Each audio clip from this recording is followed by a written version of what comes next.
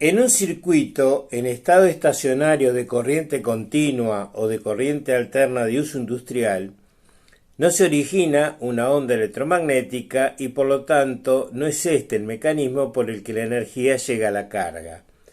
Podemos comprender la manera como la energía del generador llega a la carga en un circuito eléctrico observando el funcionamiento de una rueda de molino.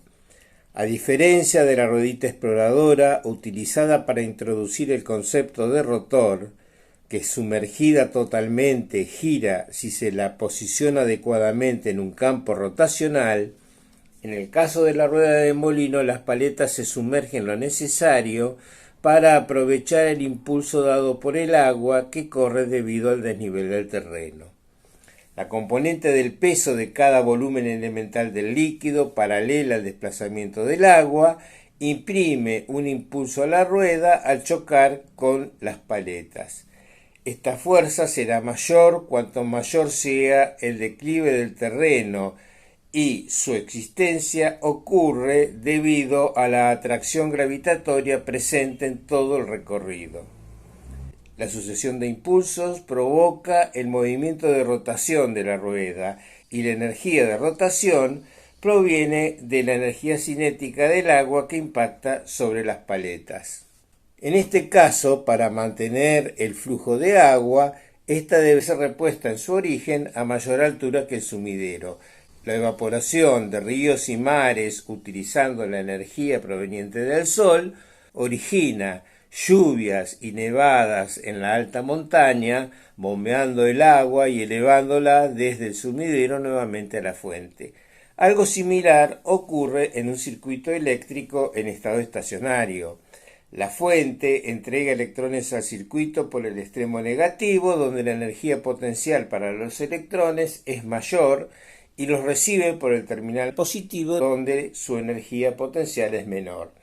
En este caso, el campo presente en todo el recorrido es el campo eléctrico originado por las cargas ubicadas sobre la superficie de los conductores en el transitorio de conexionado. Debido a este campo, aumenta la probabilidad de que las trayectorias al azar de los electrones se desvíen libremente en sentido opuesto al campo.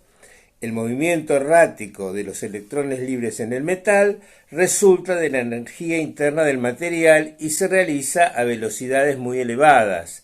El desplazamiento del conjunto de electrones libres en sentido opuesto al campo se realiza a muy baja velocidad y constituye la corriente eléctrica.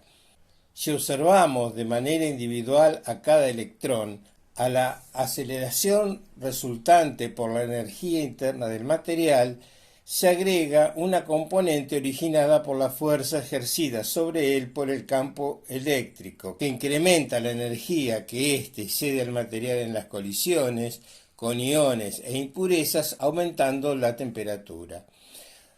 Un ion es un átomo al que le falta al menos un electrón. Cuando el electrón libre está lejos del ion, percibe la fuerza de atracción de una única carga positiva.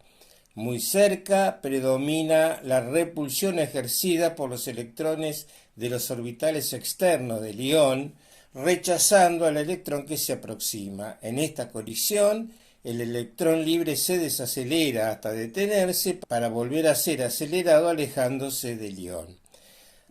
Cuando el electrón se desacelera, emite una onda electromagnética que es absorbida por el material con el consiguiente incremento de su energía interna.